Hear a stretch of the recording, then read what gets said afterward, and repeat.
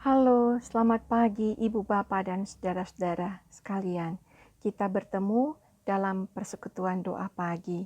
Mari bersama kita menaikkan pujian, hanya Dialah yang tahu.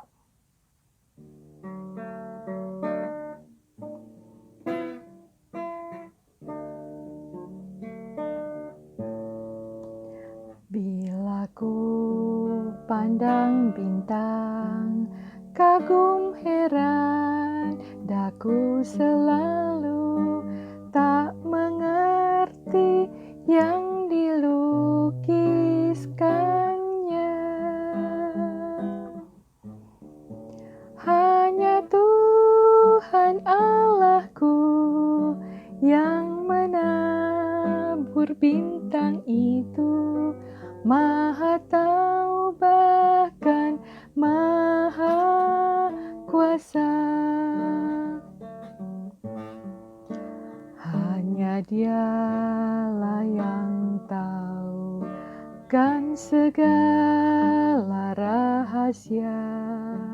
Tiada ku takutkan kuasa gelap, masa yang datang tak jelas, tapi ini terang bagiku, tangan Tuhan yang aku pegang. Bapak, Ibu, dan Saudara, kita akan bersama membaca Alkitab dari Mazmur pasal 95 ayat 3b. Raja yang besar mengatasi segala Allah. Bapak, Ibu, dan Saudara, Yesus adalah Raja yang besar, Raja alam semesta. Dia Hakim Agung, tapi caranya bertindak berbeda dengan para penguasa dunia. Bila para penguasa dunia memperbaiki manusia dengan cara menjatuhkannya dan memberikan manusia masa hukuman, Yesus tidak menabur ancaman atau hukuman. Namun Yesus menggembalakan, menuntun, mengasihi, merangkul, dan memulihkan manusia. Cara dunia memisahkan kita satu dengan yang lain. Cara Yesus mendekatkan, mendamaikan, menyatukan manusia. Intinya, Yesus mau kita hidup peduli, saling mengasihi. Bahkan untuk itu, Dia ada di dalam kita dan memampukan kita mewakili Dia, mengasihi sesama, dan memulihkan bumi. Manusia itu penting bagi Allah. Apa yang penting bagi Allah, itu harusnya juga menjadi penting bagi kita, manusia. Saudara-saudara, hidup ini penting. Karena itu harus disyukuri, dinikmati, diupayakan, dijalani dengan benar, dengan penuh sukacita. Saking pentingnya hidup ini, Yesus tidak menginginkan hanya kita saja yang mengalami itu, seperti selamat, rasa syukur, rasa nikmat, rasa bermakna itu sendiri. Tapi Yesus mau kita terlibat, ikut menyediakan, ikut melakukannya, ikut menghidupkan, mengupayakan agar orang lain pun mengalami seperti yang kita alami. Jika hidup ini penting buat kita, maka kematian pun menjadi sebuah keuntungan.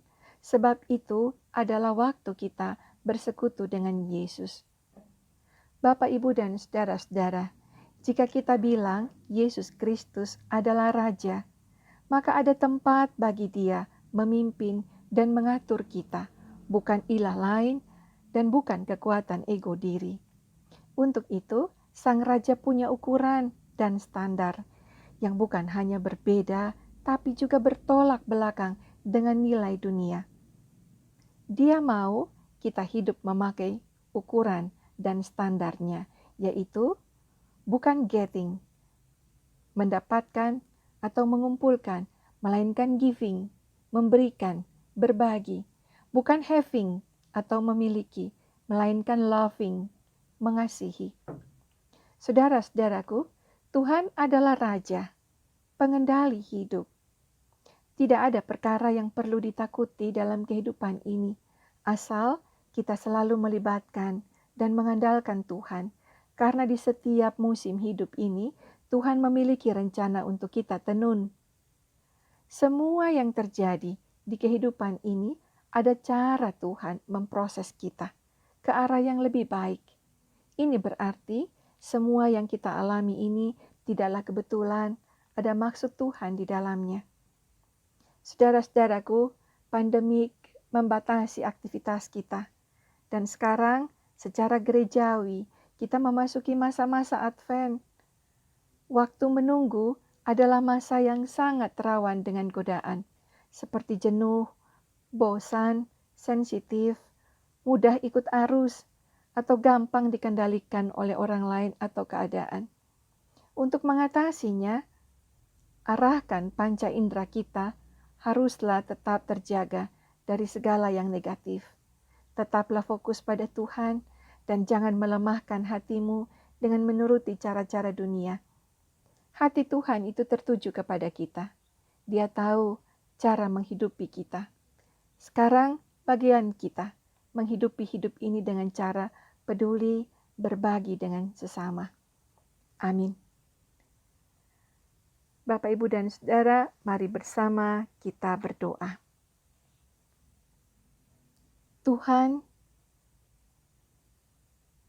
Raja yang setia, mampukan kami tetap menempatkan Tuhan sebagai Allah yang mengendalikan, yang memimpin hidup kami.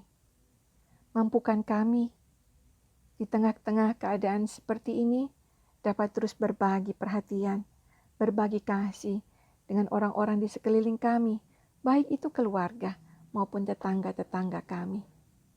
Terima kasih Bapa. Amin.